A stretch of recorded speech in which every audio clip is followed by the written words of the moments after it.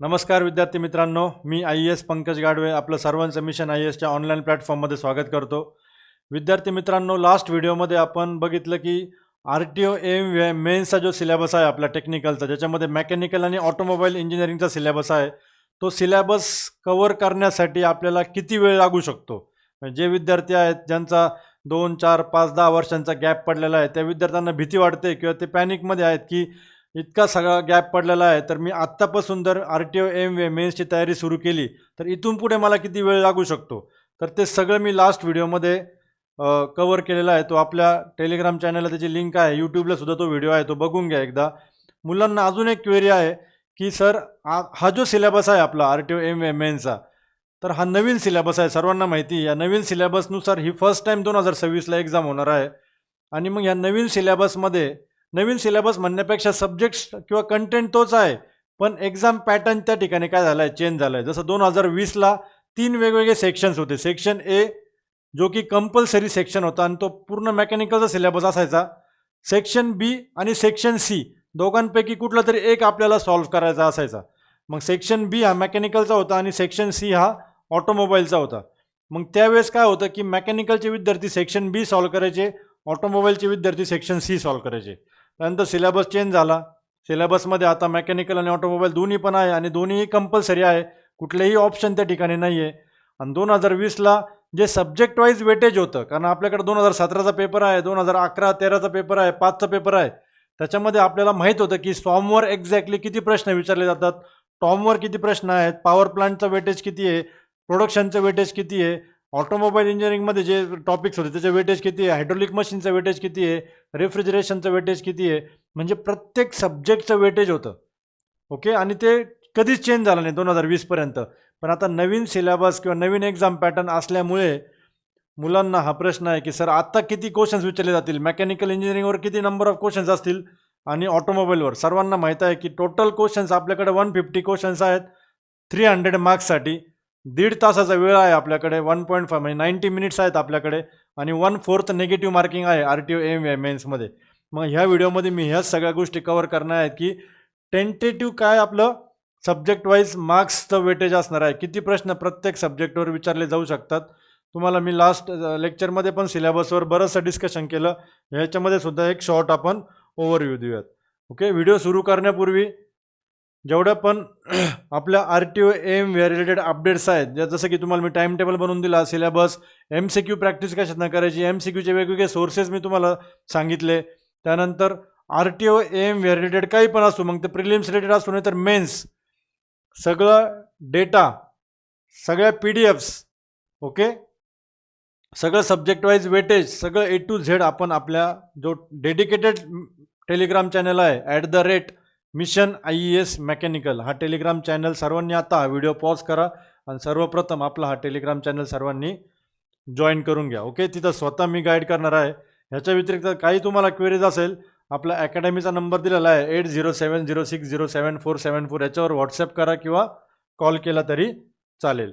जेवढ्या पण आपल्या RTO AIM याच्या बॅचेस आहेत, या सर्व बॅचेसवर फर्स्ट टाईम आपण इतका मोठा मेगा डिस्काउंट डिक्लेअर केलेला आहे. 25% mega discount on all RTO AIM batches.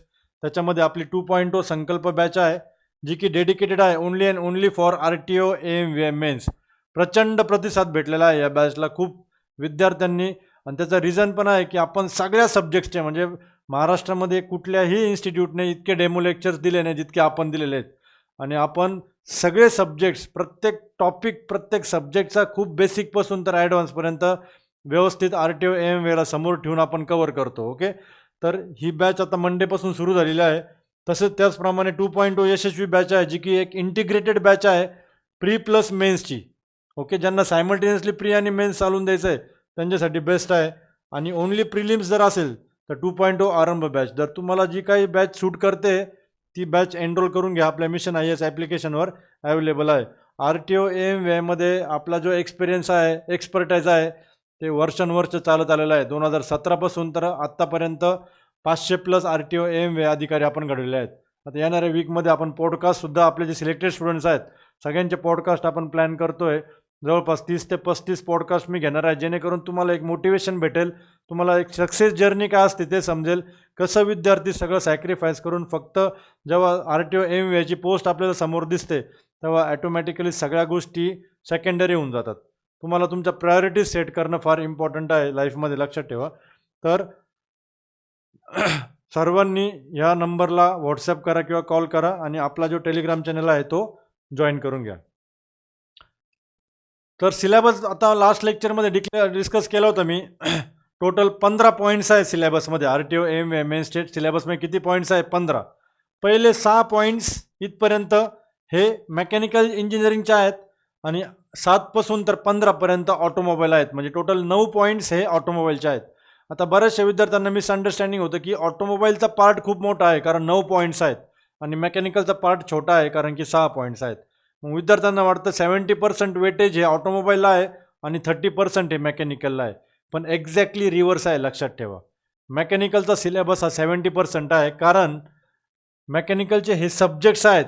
Automobile स्वतः एक सब्जेक्ट आहे ज्याचे 9 वेगवेगळे पार्ट्स केलेले आहेत, छोटे छोटे पार्ट्स केलेले आहेत. त्यामुळे 70% सिलेबस हा मेकॅनिकलचा असणार आहे आणि 30% हा ऑटोमोबाईलचा आहे. आणि तुमचं जे मार्क्सचं वेटेज आहे, जे क्वेश्चनचं वेटेज आहे 150 क्वेश्चन्स, ते सुद्धा त्याच रेशोमध्ये डिवाइड होणार आहेत, लक्षात ठेवा. ते आपण बघूयात. तर बघा, आता मॅन्युफॅक्चरिंग इतका वास्ट सिलेबस आहे की इथं 2 सब्जेक्ट होतात, लक्षात ठेवा. थेअरी ऑफ मशीन्स, इथं FM आणि हायड्रोलिक मशीन्स 2 सब्जेक्ट एकत्र करून एक दिलेले आहेत. थर्मल इंजिनिअरिंगमध्ये 4 वेगवेगळे सब्जेक्ट्स आहेत, थर्मोडायनॅमिक्स, रेफ्रिजरेशन, एअर कंडिशनिंग, त्यानंतर तुमचा पॉवर प्लांट आणि IC. आणि इथं 2 सब्जेक्ट दिलेले आहेत, इंडस्ट्रियल इंजिनिअरिंग आणि मेट्रोलॉजी. तर तसं बघितलं तर 10 ते 12 सब्जेक्ट हे मेकॅनिकलचेच आहेत जर तुम्ही कॅल्क्युलेट केले तर. ऑटोमोबाईलचा सिलेबस 30% आहे फक्त, लक्षात ठेवा. त्यामुळं ती मिसअंडरस्टँडिंग क्लिअर करा सर्वांनी. सर्वप्रथम सिलेबसबद्दल मी आता वाचून काही डिस्कस करणार नाही, ऑलरेडी आपण भरपूर डिस्कशन त्या ठिकाणी केलेलं आहे सिलेबसचं.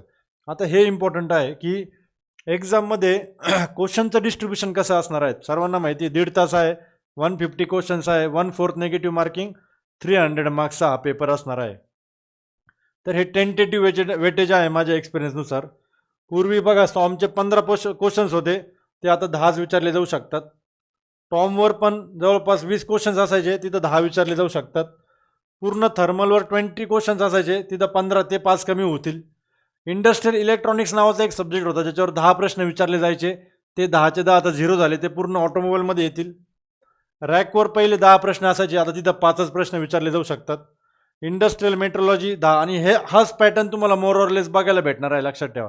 याच्यामध्ये थोडंफार प्लस मायनस होऊ शकतं थोडंफार, पण एक्झॅक्टली हा पॅटर्न तुम्हाला दिसणार आहे, लक्षात ठेवा. एक्झाममध्ये प्रोडक्शन 15 क्वेश्चन्स पहिले 20 विचारायचे. फ्लुइड मेकॅनिक्स आणि हायड्रोलिक मशीन्स दोन्ही मिळून जवळपास 25 प्रश्न असायचे, ते तिथं कट करून किती होऊ शकतात? 15 क्वेश्चन्स होऊ शकतात. तर तसं जर बघितलं तर मेकॅनिकलचा जो सिलेबस आहे, मी जसं बोललो तुम्हाला की 70% सिलेबस हा मेकॅनिकलचा आहे, लक्षात ठेवा. तर मला असं वाटतं जवळपास 90 to 100 क्वेश्चन्स हे मेकॅनिकलवर विचारले जाऊ शकतात. 90 to 100 म्हणतोय आम्ही, हे फक्त मेकॅनिकलच्या सिलेबसवर दिसतील. त्यामुळे मी तुम्हाला सुरुवातीलाच काय बोललो, जर प्रिलिम्सच्या आधी तुम्ही जर कधी मेकॅनिकलचा अभ्यास टार्गेट केला आणि मेकॅनिकलचे सगळे सब्जेक्ट जर संपवले तर ह्याच्यापेक्षा बेस्ट काहीच नाही. कोणी अडू शकत नाही तुम्हाला AMVI ची पोस्ट मिळवण्यापासून. ऑटोमोबाईलवर 60 क्वेश्चन्स, असे 150 क्वेश्चनचं त्या ठिकाणी वेटेज असणार आहे. तर त्यानुसार तुमचा प्लॅनिंग, त्यानुसार तुमचं स्टडी प्लॅन करा. टाईम टेबल तुम्हाला दिलेला आहे, सगळं किती वेळ लागणार आहे कुठल्या सब्जेक्टला प्रिपेअर करण्यासाठी, किती वेटेज कशा पद्धतीने करायचं, किती टाईम डेडिकेट करायचा, सगळं सांगितलेलं आहे. जितकं माझ्याकडं मला तुम्हाला देता आलं तेवढं मी तुम्हाला सगळं नॉलेज शेअर केलेलं आहे. आता तुमचं रिस्पॉन्सिबिलिटी आहे की पॅनिक व्हायचं की RTO MVI मेन्सची तयारी सुरू करायची. ज्या विद्यार्थ्यांचा पूर्वपरीक्षेचा अभ्यास म्हणजे गेले 3-4 वर्षापासून जे गट ब गट क किंवा राज्यसेवेची तयारी करताय, त्यांचा प्रीचा अभ्यास खूप चांगल्या पद्धतीने झालेला आहे ऑलरेडी. तर तुम्ही मेन्सला आत्तापासून 97% वेळ द्या. कॉम्पिटिशनबद्दल बोलायचं म्हटलं तर बरेचसे विद्यार्थी 2 ठिकाणी पाय ठेवायला जातात. सर मी गट ब पण करतो, गट क पण करतो, किंवा राज्यसेवा करतो, किंवा इतर नॉन टेक्निकल करता करता मी मेन्स करतो. तर मेन्सच्या सिलेबसला इतकं कॅज्युअली घेऊ नका, लक्षात ठेवा. हा सिलेबस कवर करण्यासाठी 5.5, 6, 7 महिने लागतात फुल टाईम केलं तर. इतका इझी सिलेबस नाही हा, पण केलं तर इम्पॉसिबल नाही, लक्षात ठेवा. खूप इझी आहे कारण प्रिसाईज सिलेबस आहे. त्याच्या बाहेर आपल्या क्लास नोट्स आपले व्हिडिओ लेक्चर्स, याच्या बाहेर जनरली क्वेश्चन जात नाही, आणि आपले MCQ बुक्स, पहिली गोष्ट. दुसरी गोष्ट सगळ्यात इम्पॉर्टंट, दोन्ही करणं पॉसिबल नाही आहे, कुठेतरी एका ठिकाणी पाय ठेवावा लागेल तुम्हाला. ओके, तर आत्तापासून प्लॅनिंग करा व्यवस्थित, प्रत्येक सब्जेक्टचा एक एक सब्जेक्ट घ्या. कुठलीही गोष्ट जोपर्यंत थॉट्समध्ये असते, तोपर्यंत त्याची भीती वाढते. जेव्हा आपण ॲक्शन घेतो, जेव्हा बुक समोर येईल, एक एक सब्जेक्ट, एक एक टॉपिक हळूहळू जसं कवर होईल, तसा तुमचा सेल्फ कॉन्फिडन्स वाढत जाईल. त्यासाठी तुम्हाला बसावं लागेल एका ठिकाणी, 14-15 तास अभ्यास करावा लागेल कंटिन्युअसली बसून, तर ते शक्य आहे. आणि वन टाईम करायचा. याच्यानंतर 2031-32लाच आहे मग ॲडव्हर्टाइजमेंट, तोपर्यंत ॲडव्हर्टाइजमेंट नाही आहे. 8,500-9 हजार विद्यार्थी मेन्ससाठी क्वालिफाय होणार आहे प्रीमधनं. जर खरंच प्रीचा अभ्यास खूप चांगल्या पद्धतीने झाला असेल तर काही हरकत नाही मेन्स. आणि कॉम्पिटिशनबद्दल बोलायचं म्हटलं तर RTO AIMVAमध्ये स्पेसिफिक ग्रॅज्युएट्स फक्त इंजिनिअरिंगवाले, आणि त्यातल्या त्यात सुद्धा फक्त मेकॅनिकल ऑटोमोबाईल प्रोडक्शनवाले आहेत, लक्षात ठेवा. दुसऱ्या नॉन टेक्निकल MPSCची एक्झाम द्यायचं म्हटलं तर सगळे ग्रॅज्युएट्स अलाउड आहे, सगळे जेवढे पण ग्रॅज्युएट्स आहे, जेवढे बॅचलर्स आहे, सगळे ऑल आर अलाउड. मग कॉम्पिटिशन बघितली तर ऑब्व्हियसली इकडे कॉम्पिटिशन कमी आहे. मग सिलेबस पण असा आहे टेक्निकलचा, जो कवर करण्यासाठी तुम्हाला वेळ द्यावा लागेल, आणि त्यासाठी गाईड करायला मी आहे तुम्हाला. ओके, RTO AIMVA मेन्समध्ये कुणीही आपला हात धरू शकत नाही, कुठलीही अकॅडमी महाराष्ट्रातली आपले हात धरू शकत नाही.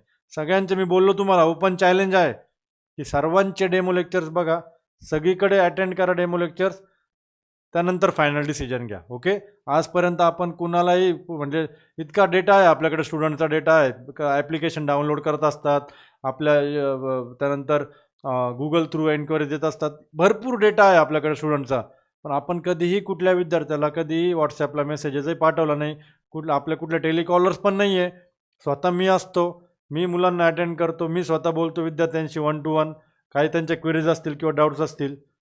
त्यामुळं कुठेही मार्केटिंग, इथं येणारा प्रत्येक विद्यार्थी हा माउथ पब्लिसिटीवरच येतो, लक्षात ठेवा. माउथ पब्लिसिटीवरच, की फीडबॅक घेतला, जे 2020-2017चे विद्यार्थी आहेत ते सांगतात, त्यांच्या गावाकडचं असतं कोणीतरी की जा बाबा इथं क्लास लावते सर, चांगले आहेत, चांगले शिकवतात, सगळे असेच फीडबॅक आहेत A to Z. एक तुम्ही आजपर्यंत सांगा की तुम्हाला कुठला मिशन IAS कडनं कधी कॉल आला, किंवा मिशन IAS कडनं तुम्हाला कधी व्हॉट्सॲपला मेसेज आला की या आमच्या बॅचेस जॉईन करा, कधीही नाही. Every person coming at mission IAS family is होल्ली and solely mouth publicity, लक्षात ठेवा. त्यामुळं राईट डिसिजन घ्या. तर हे मार्क्सचं डिस्ट्रीब्युशन होतं पूर्णपणे. तर हे बघा आता मार्क्स डिस्ट्रीब्युशन देण्याचं काही पॉईंट नाही आहे, कारण कॉम्पिटिशन एवढी आहे की आपल्याला कुठलाही टॉपिक ऑप्शनला त्या ठिकाणी सोडायचं नाही, करायचं सगळंच आहे आपल्याला. पण मग ते करत असताना सुद्धा प्रायोरिटी कुठल्या सब्जेक्टला द्यायची, ज्या सब्जेक्ट्सला जास्त वेटेज आहे, जिथं आउट ऑफ मार्क्स आपण फेच करू शकतो. SOM असेल, TOM असेल, FM, थर्मल, रॅक, हे सगळे आउट ऑफचे सब्जेक्ट्स आहे. मार्क्स कुठं जातात फक्त प्रोडक्शनमध्ये, कारण काय विचारू शकतात गॅरंटी नाही प्रोडक्शनमध्ये. तरी आपण टार्गेट करतो की 15 पैकी 10-11 क्वेश्चन, 10 तरी ॲटलिस्ट मिनिमम आपले बरोबर येतील. मुलांचे मार्क्स तिथेच जातात, एकतर प्रोडक्शनमध्ये जातात. 2020ला एक सब्जेक्ट होता इंडस्ट्रियल इलेक्ट्रॉनिक्स, जिथं मेकॅनिकलचा काही संबंधही नव्हता, ते डायोड्स वगैरे नाही का, PN जंक्शन डायट्स आणि रेक्टिफायर्स आणि ते सगळ्या इलेक्ट्रॉनिक्सचा सिलेबस, तिथं मार्क्स जायचे 10 पैकी मुलांचे 2-3 क्वेश्चन बरोबर यायचे, तिथं डायरेक्ट 7-8 क्वेश्चन. आता ते पण नाही आहे.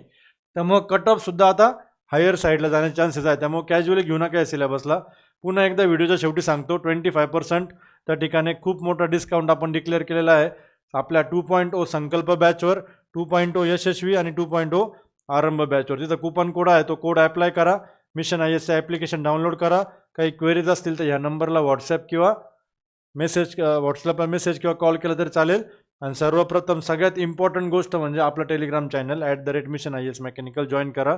आपले हे RTO AIMVA मेन्ससाठी बनवलेले डेडिकेटेड 1400 पेजेस, 1400 पेजेसचे व्हॉल्यूम 1 मेकॅनिकल आणि व्हॉल्यूम 2 ऑटोमोबाईल, हे सुद्धा ॲप्लिकेशनवर अवेलेबल आहे. ऑल महाराष्ट्र होम डिलिव्हरी आहे. याच्या हार्ड कॉपीज तुम्हाला भेटतील ॲप्लिकेशनवरनं. तिथं ॲड्रेस टाकायची पण सुविधा आहे, तिथं ॲड्रेस वगैरे टाका, हे तुम्हाला होम डिलिव्हरी भेटून जातील. ओके, तर इथं थांबवतो मी आजचा व्हिडिओ. काही तुम्हाला क्वेरीज असतील, डाऊट्स असतील तर आपला नंबर आहे, आणि चॅनलवर तर मी कंटिन्युअसली तुम्हाला सगळ्या अपडेट्स त्या ठिकाणी शेअर करत असतो. ठीक आहे, थांबतो इथे. धन्यवाद.